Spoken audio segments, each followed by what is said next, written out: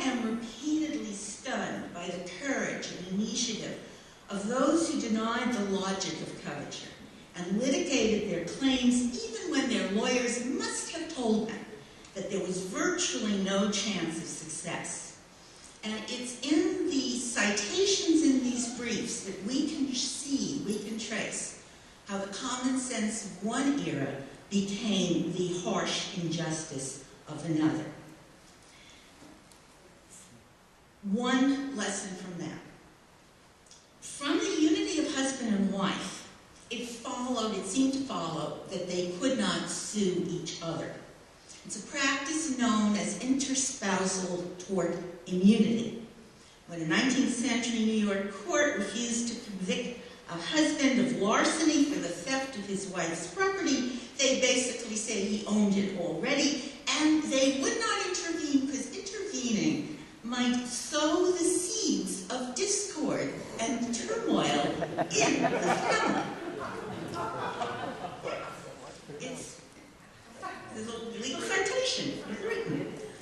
Interspousal tort immunity also meant that married women cannot claim civil damages when their husbands were at fault. How does this work? In 1944, a wife was injured when the automobile her husband was driving, due to his gross negligence, ran into a tree. She filed a claim with his insurance company. Since the policy was on his behalf, she was taken to be, in effect, suing him. And in 1948, the Massachusetts court found for the insurance company, saying that the principle of interspousal tort immunity during coverture is too well settled to require them even to cite an authority in the footnote. And not until 1976, when Blanche Lewis sued her husband via his insurance company for a similar accident, would a Massachusetts appellate court reconsider the common law rule, but the court was careful and wrote out, we limit this holding to claims arising out of motor accidents. Under a coverture regime, women were presumed to consent to sex unconditionally when they married. It seemed to follow that if a wife were injured so that she was no longer available sexually, the husband could recover damages not only for expenses for her care, but also for his loss of her labor and her services. That is, the damage she experienced by being deprived of her help, company, affection, and sexual relations. But a wife was entitled only to her husband's financial support. He does not owe her full access to his body and his sexual services. She has no right to recover for loss of consortium in a coverture regime.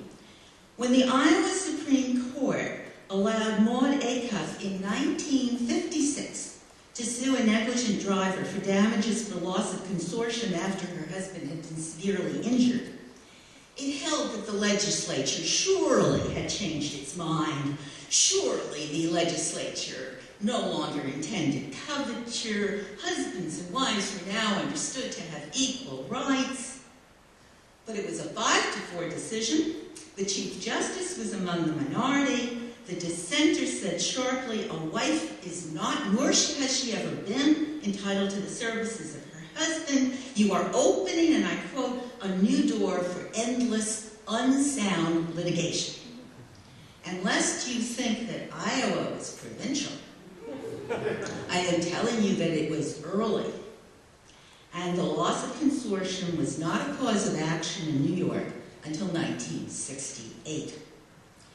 You have heard about the complexities of miscegenation. I also want to just footnote the point there that miscegenation in the American experience has been, as Peggy Pascal's brilliant new book, which won 2 prizes last night, and which you can buy at the Oxford booth, will teach you, what counts as miscegenation is far more wide-ranging throughout American history than a bar on black-white marriages. Statutes in many states forbade marriage between Europeans and American Indians, between Europeans and Chinese, Japanese, Hindu and Filipinos, all sustained in appellate courts and often with great property put at risk and redistributed because of it.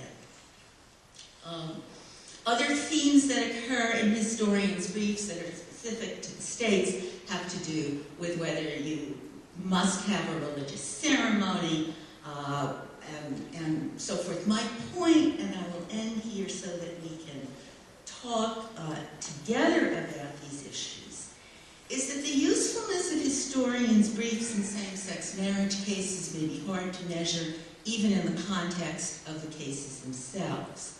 They may or may not have helped jurists think about marriage as a changing institution. But the instructive significance of these briefs is not limited to how much they are embraced by the judges or the purposes for which they are written. They open up to us the lived experience of Americans. They revitalize a lot of otherwise arcane and random knowledge. Out of these complaints by hundreds of plaintiffs who must have known they were unlikely to win, we open up a fresh social history, a history of men and women arguing about power and authority, locality after locality, region after region, a contentious world in which the interests of men and women diverged far more than we have generally acknowledged.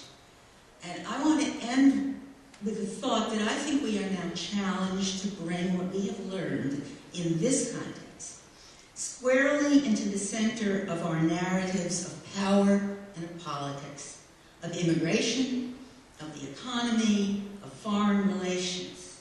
We must ask what difference it makes to our understanding of the lived experience of democracy when we place, as Margot Kennedy puts it in her eloquent recent book, The Straight State, when we place the history of sexuality in closer dialogue with political and legal history. Confronting American history, Justice Margaret Marshall of the Massachusetts Supreme Judicial Court was right when she observed that the decision in Goodridge marks a change in the history of our marriage law.